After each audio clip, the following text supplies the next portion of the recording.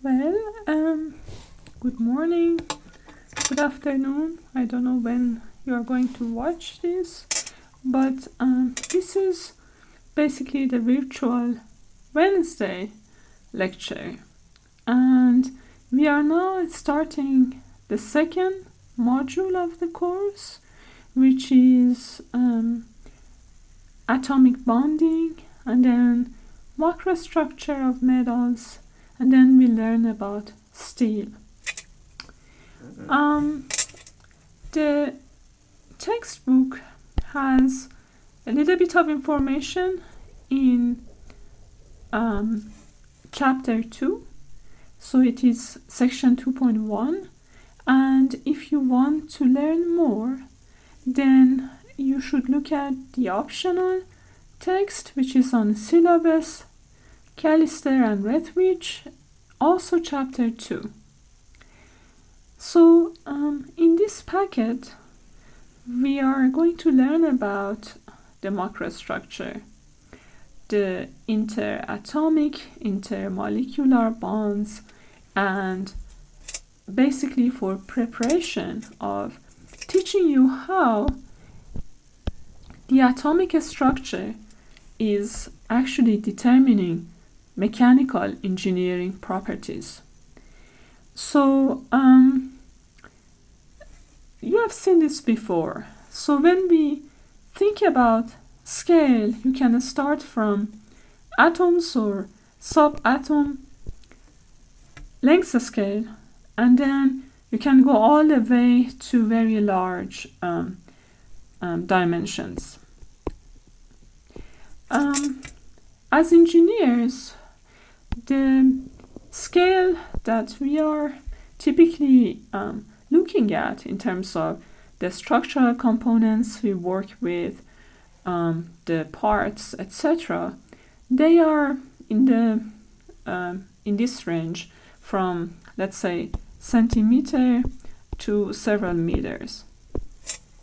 So you may ask, so why would we want to learn more about atoms, or why we are looking at such a smaller scales? The reason for that is that the microstructure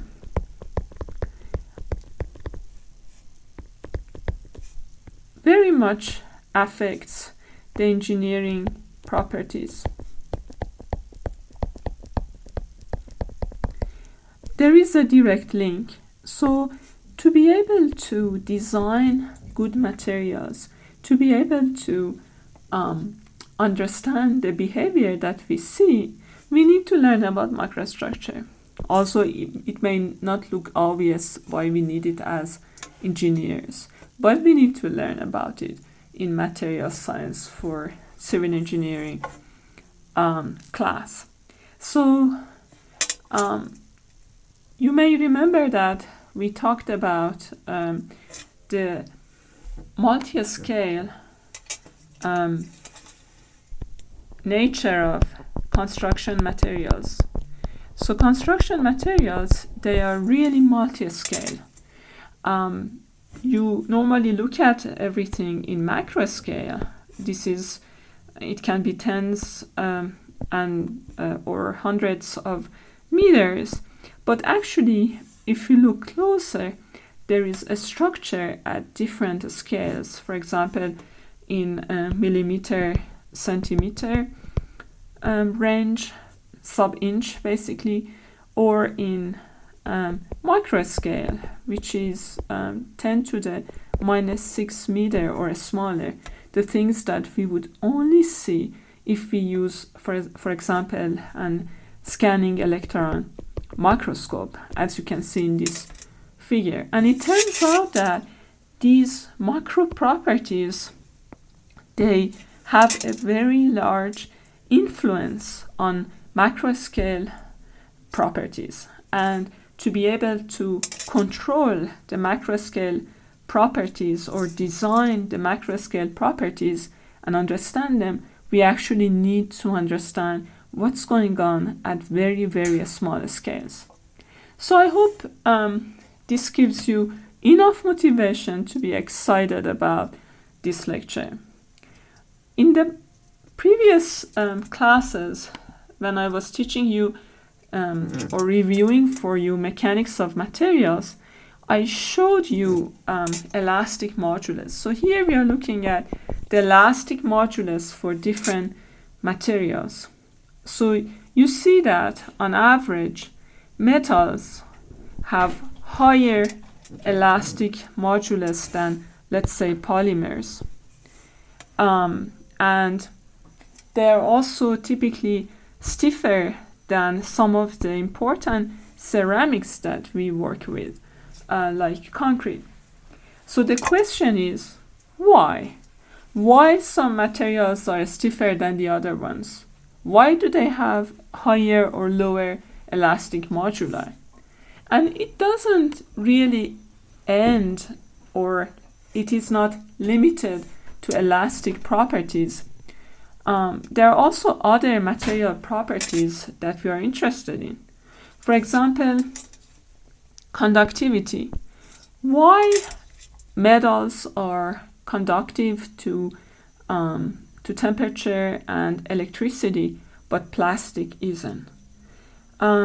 So, for example, conductivity or stiffness, that's like elastic modulus, or viscoelasticity, for example, viscosity. These are examples of macro or macro scale engineering properties. Now, to understand why, often we need to look at very, very small scales. I hope you remember this example. We have two materials, graphite versus diamond. They are made from carbon. So the atoms are just carbon for both of them. Now, if we look at the crystal structure for graphite and for diamond, we see a huge difference.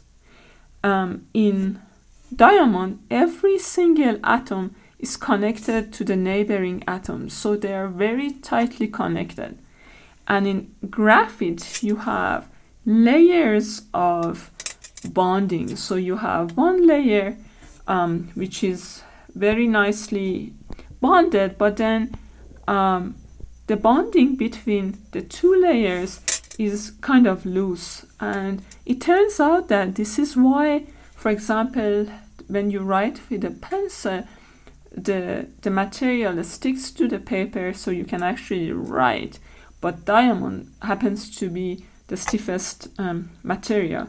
So what makes the difference is this atomic and molecular bonding and structure of the materials. So to understand the properties of materials, we need to understand a little bit about the macrostructure.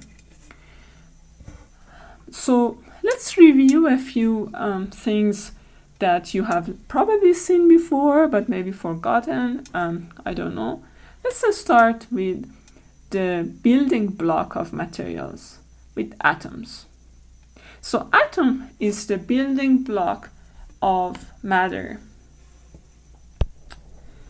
You have in the classical representation of atoms, you have a nucleus which is made of protons and neutrons, and then you have electrons which are circling around this nucleus.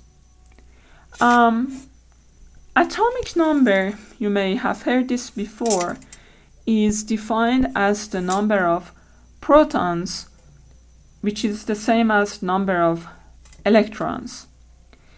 Now, atomic weight is the number of protons and neutrons together. So when we talk about an element,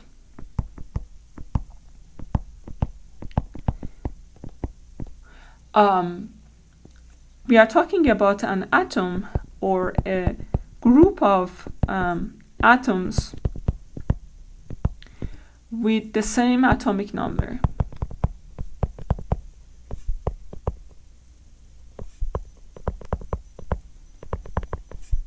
Which is the same as saying that they have the same number of protons or electrons. And you may have heard about isotopes,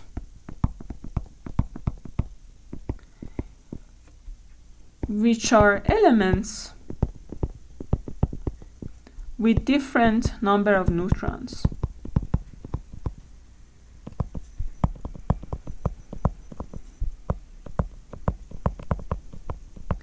Now, what is very relevant to our class are actually these electrons.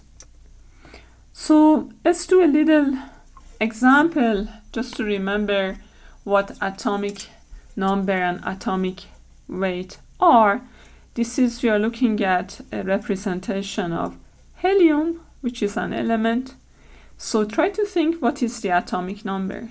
We said atomic number is the number of protons, which is also equal to the number of electrons. And here you can see easily that it is equal to 2. Atomic weight is the number of protons plus the number of neutrons, which is equal to 4. Okay, now, as I said, what is interesting for us or related to this class to understand the properties of materials is to look into electrons. Bohr atomic model, this is kind of an old model. It was proposed by Niels Bohr, maybe you've heard of him, very famous physicist in 1913. He developed this model where you have the nucleus and you have the electrons which are circling around the nucleus in kind of separate, discrete orbits. So each orbit can have up to 2n squared electrons. So if you are looking at the first orbit, the maximum number of electrons would be 2. If you are looking at the second orbit, the maximum number of electrons is going to be 8, and so on. Now, since Bohr proposed this model, things have changed. We now know that this is not quite accurate. So the electrons are not really going through, they are not circling around the nucleus in very distinct orbits, but they are actually kind of, there is a random variable which describes their distance from the nucleus. And basically, this is more the quantum mechanical model of the atom.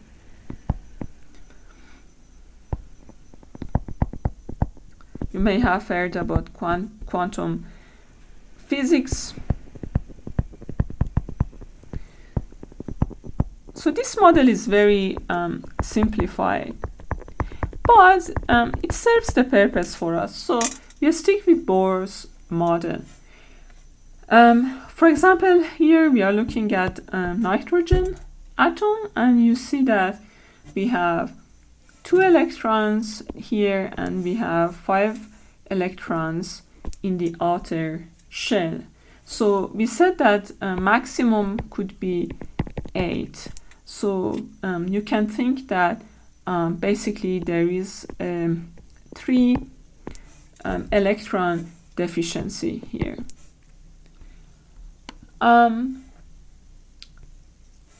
So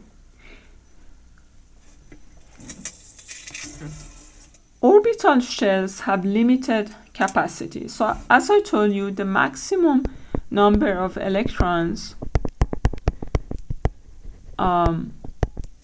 is 2n squared, and n is the quantum number of the shell.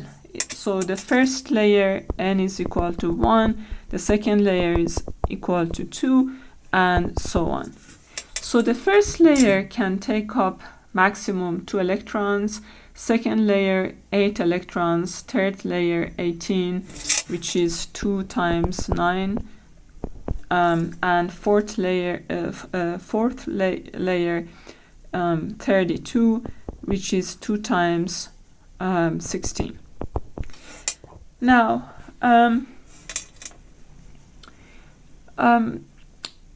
it turns out that the number of electrons, we can divide them into primary and secondary electrons. What is important for us is this primary, which also it has S and P subshells. What is important for us to know is that if the atoms are full in their primary shell, they are stable and basically they don't react. So when we look at nitrogen atom, for example, the second layer has 3 deficit. Or we can think of the second layer is extra, so we have 5 extra electrons.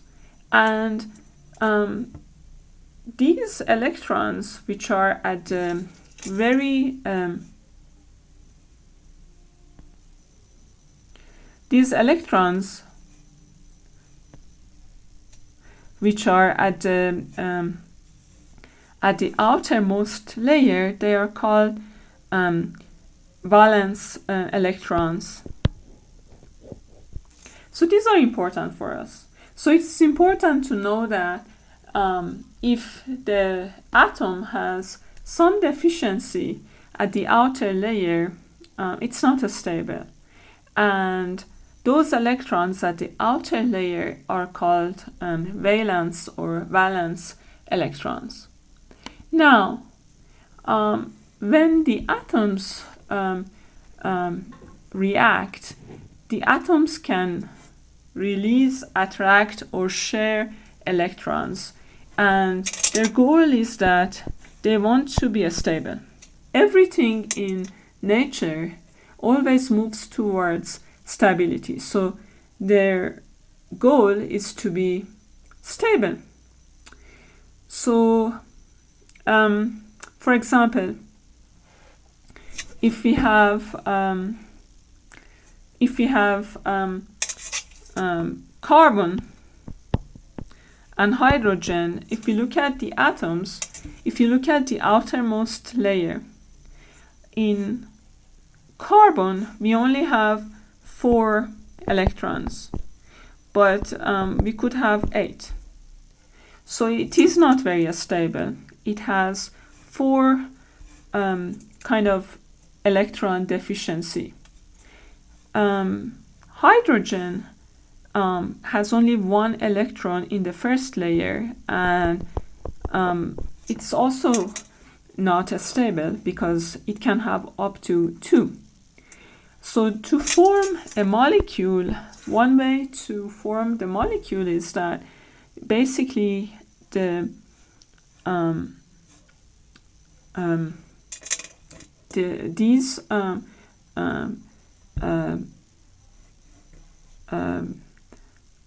they share their valence electron. So you see that here we have CH4, and now if you look at the hydrogen, it has 2 electrons, and if you look at the carbon atom here, it has 8. So That's how one way that a molecule can be formed. So I guess now, after this introduction, we are ready to look at atomic bonds. It's important to note that the materials have two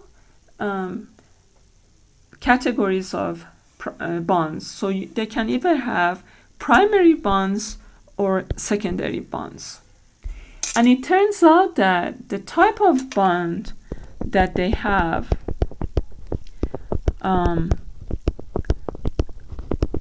it influences their engineering property a lot. And that's kind of what we are getting into. We want to learn what type of bonding is common among what kinds of materials and how it affects its engineering properties. So primary bonds are similar to what I just showed you in the case of CH4, and these are when atoms interchange or share electrons, not any electrons, but valence electrons, and their purpose is to become stable. And you can have ionic, covalent, or metallic primary bonds. So these are all primary bonds. And it turns out that also these subcategories are important to how a material behaves at macro scale.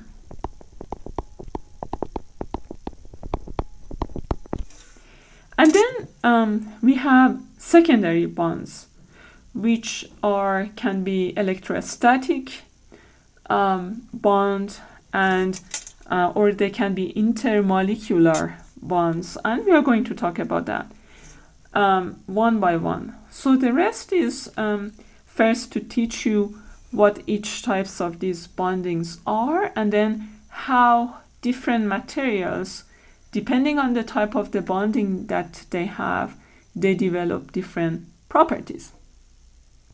Okay, let's first look at ionic bond. So this is a primary bond, and it is when one atom gives up one electron or more and the other receives it. Let's look at this example. We have sodium and chlorine, and here sodium gives up one electron and chlorine accepts it. So you have now sodium has positive charge and chlorine is negative charged, because sodium has lost one electron, so it is positive, it's a cation, and chlorine has received an electron, it becomes an anion. And then typically the structure, the lattice structure looks like that. So you see how the positive and negative and cations and anions, how they are arranged such that the balance of the charge is zero. Many salts have this kind of ionic bonding, and that's one example of ionic bonding.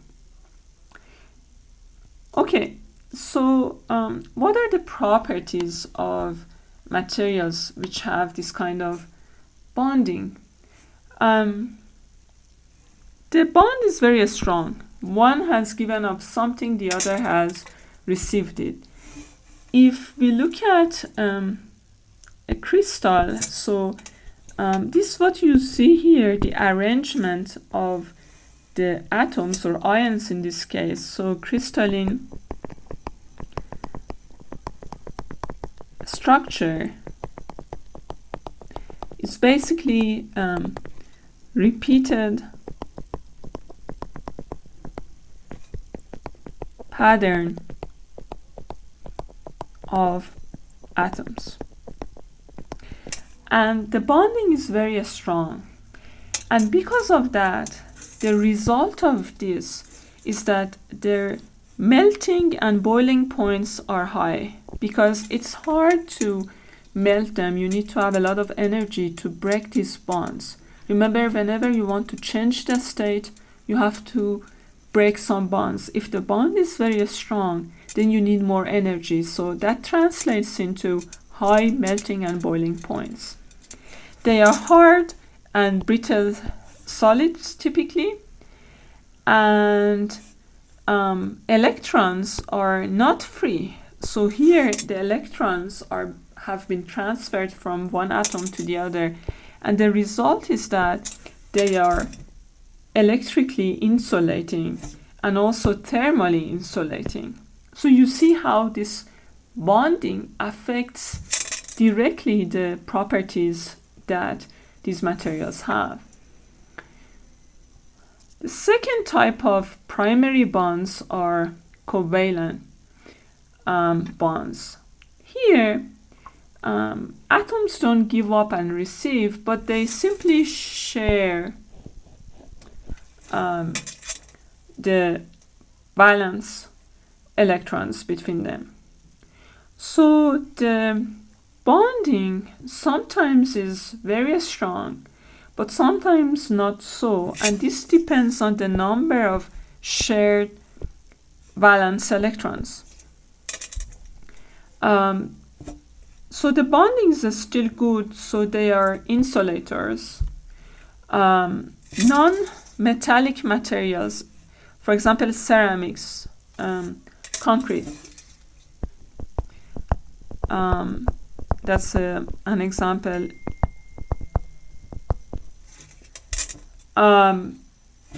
That have this covalent bond.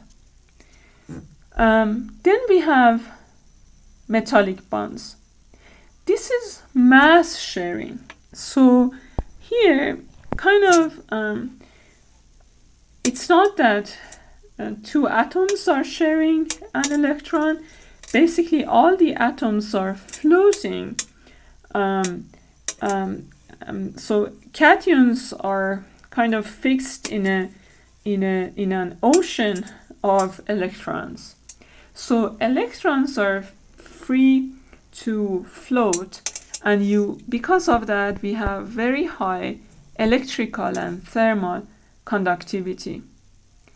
They have very tight packing, means that the atoms are closely packed. And as I said, metals and metallic alloys that we have, they have these kinds of bonding. So again, we have primary bonds were ionic, covalent, and metallic. And we saw that ionic bonds are very strong. Covalent also can be very strong, especially if there are many shared valence electrons. And metallic bonds, basically you have electrons floating, and because of that you have very good conductivity, and also because they are floating, it can be very closely and tightly packed.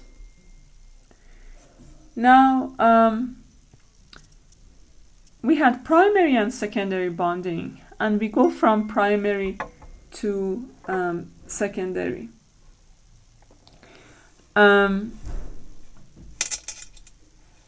Secondary bonding is quite interesting. So when you think about electrons, you can think about clouds of electrons. And when the electrons move about the nucleus, it can be that you have asymmetric charge. So a part of the atom or molecule becomes more positive than the other part. And when you have that, then there will be electrostatic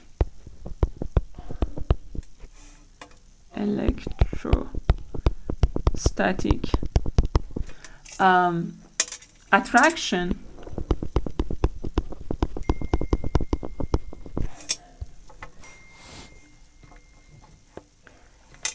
between the molecules or atoms. So when you have this non-symmetric electrical charge, these are called dipoles. So you have two poles, two charges. One part is more positive than the other part. And you can also have it in molecules. One part of the molecule is more positive or negative than the other side. So, and then you have this electrostatic attraction.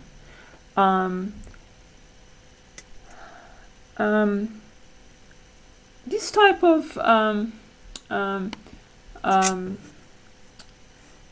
of bond can also be between atoms or between molecules. If they have, sometimes it's temporary or permanent dipoles. And the main difference between secondary and primary bonds is that this bonding is physical. It's physics-based, and it's not chemical. So it is much weaker. So it's a much weaker kind of bonding. And the material which have this kind of bonds, like polymers, because of that, they have lower stiffness, they have lower thermal and boiling, lower melting and boiling temperatures. So everything is easier to break. And one example is also the van der Waals forces and hydrogen bonds. So other than the electrostatic bonds that we talked about. So if we put everything together and try to relate the bonds to the materials which are important to us, of course, metals, they have metallic bonds, and important ones for us are steel, iron, aluminum. Covalent and ionic bonds, they are kind of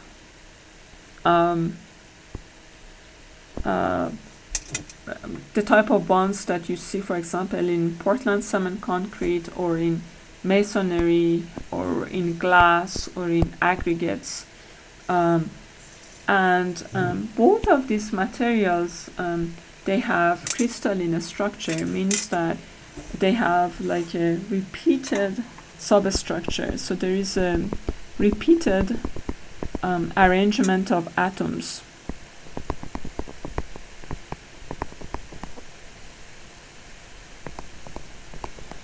And then we have covalent bonds are, for example, common to asphalt, plastics, and wood, and these are typically have amorphous structure, which means that the structure is not crystalline. It doesn't have that repeated pattern that we talked about. We talk about microstructure in the next packet. So now we learned all of that, and we want to see how this atomic structure actually relates to engineering properties. Especially, for example, first, let's think about stiffness. Now, when we want to think about stiffness, we have to think about the atomic forces. So, if you think about the stiffness and the stress-strain diagram, let's say for a linear elastic material or for some nonlinear material, when you apply stress, you are basically trying to change the interatomic spacing. So at the stress-free state, the atoms, they are at an equilibrium distance from each other. So this is a stress-free. So if you want to try to change this distance, the material is going to resist. And depending on the structure, it resists differently. If you remember, we have seen this before. So when you, for example, if you have elastic deformation, you change the distance between the atoms, but then not too much, so they actually bounce back, so the material recovers. Now, what exactly happens between atoms? It turns out that the stiffness has a lot to do with interatomic force. So here, this is a very important graph. So we have here interatomic force.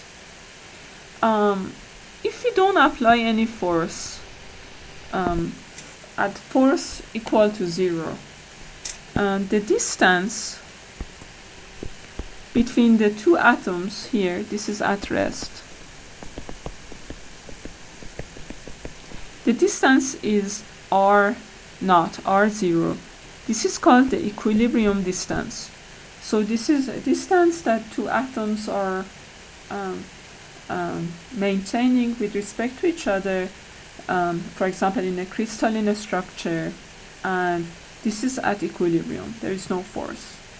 Now, when you apply stress,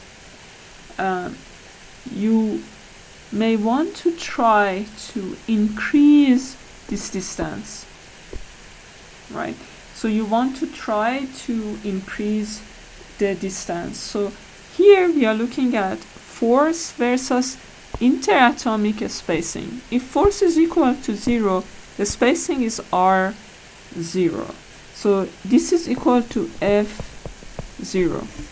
If we apply a tensile force, so positive force, then the atoms, they wouldn't like that. So what they want to do is to go back towards R0. They don't like this non-equilibrium state. They like to go back to their equilibrium state. So the forces between the atoms becomes attractive. You try to stretch them, you try to increase the R, and they don't like it. They want to go back to where they were before. So you are going to have this attractive force between the two. And at some point this is a maximum. At some distance it becomes maximum. And afterwards you increase the distance so much that they cannot the force they cannot exert attractive force, and if you take them far away, I guess there will be no force between them anymore. So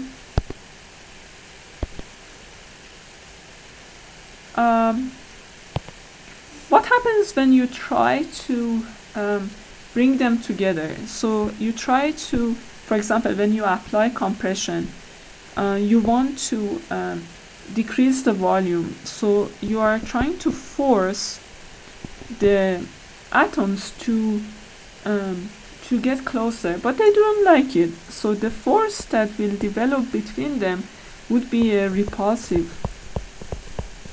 force. They want to resist this state, and this force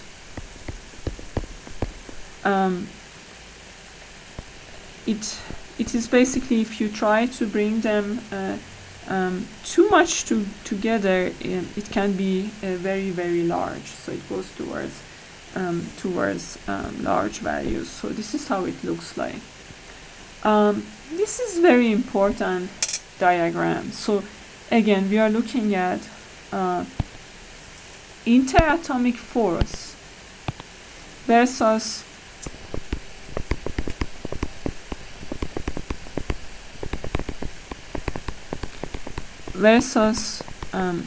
interatomic spacing. And if you don't do anything to the structure, structure of the atoms, the distances are 0. If you try to pull them apart, they actually want to go back together.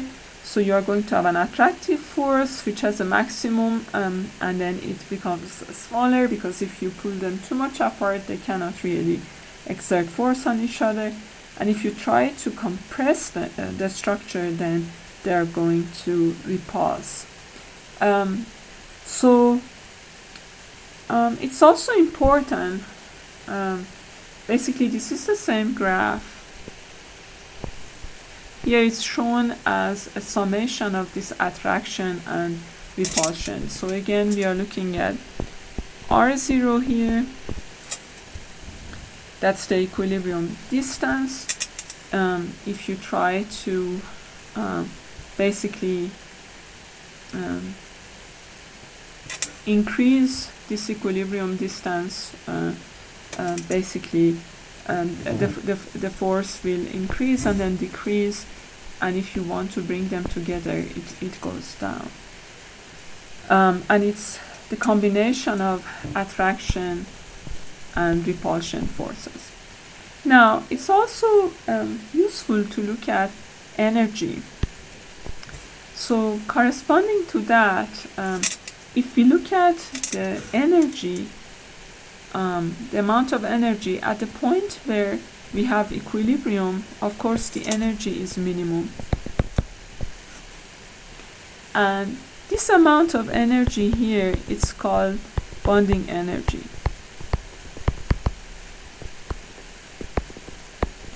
So in nature, always at equilibrium, the energy tends to go towards minimum. So at equilibrium, the energy is minimum. If you try to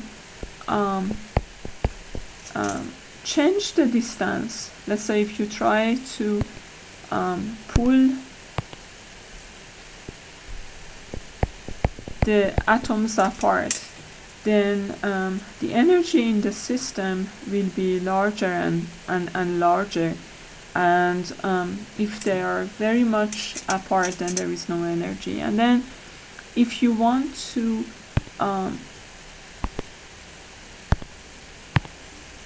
if you try to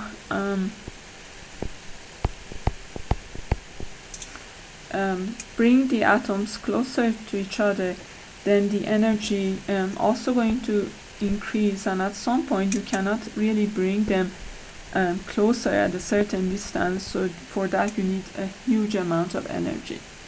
So it's important to see where the equilibrium distance is and how it corresponds to the equilibrium distance R0 and bonding energy. Now, how does this interatomic force is related to the engineering properties? It turns out that if we have a way to measure the interatomic force, which it turns out that now we have this, then it has a lot to do with the properties of the material. For example, melting temperature. This is the energy versus the interatomic um, interatomic spacing. So this is the bond energy. Now, if a material, if we have a way to measure this, and if a material has a smaller bond energy, it is easier for us to break that bond. It's kind of intuitive. So it would have a lower melting temperature. And vice versa. So if you have a larger bond energy, then you have a larger, higher melting temperature. Similarly, from the energy versus interatomic spacing, we can also guess, for example, coefficient of thermal expansion. If you have a smaller bond energy, so a smaller bond energy is 0, then you have larger coefficient of thermal expansion, because it's easier for the material to expand or contract because the resistance would be smaller. The bond energy is not that strong. So you can see that there is a very direct relationship between bond energy, in this case, and thermal coefficient, and also melting point.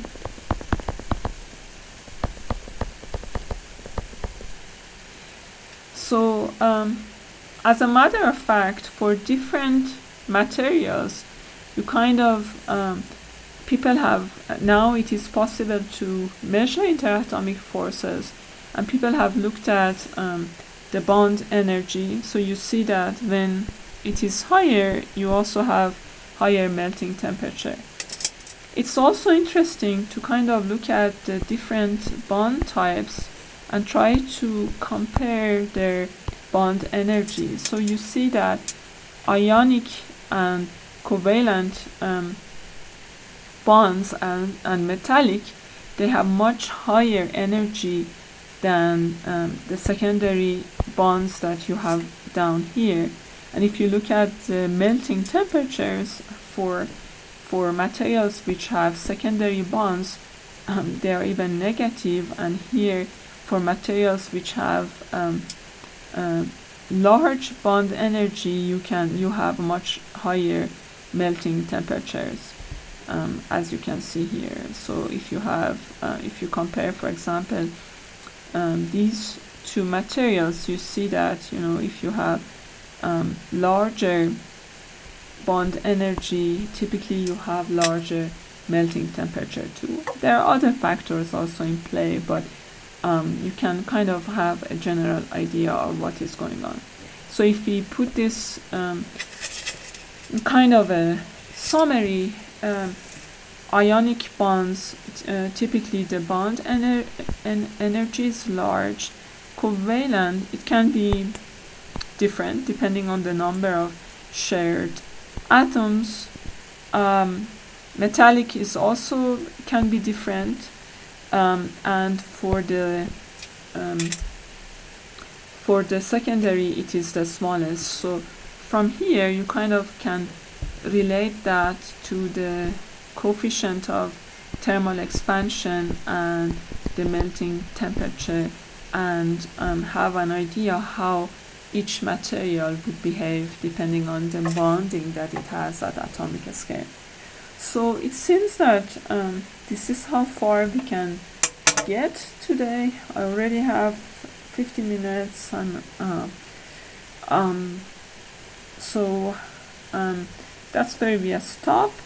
And next time we start with learning how this force versus interatomic separation can gives us information about the mechanical properties. Well, see you all next week.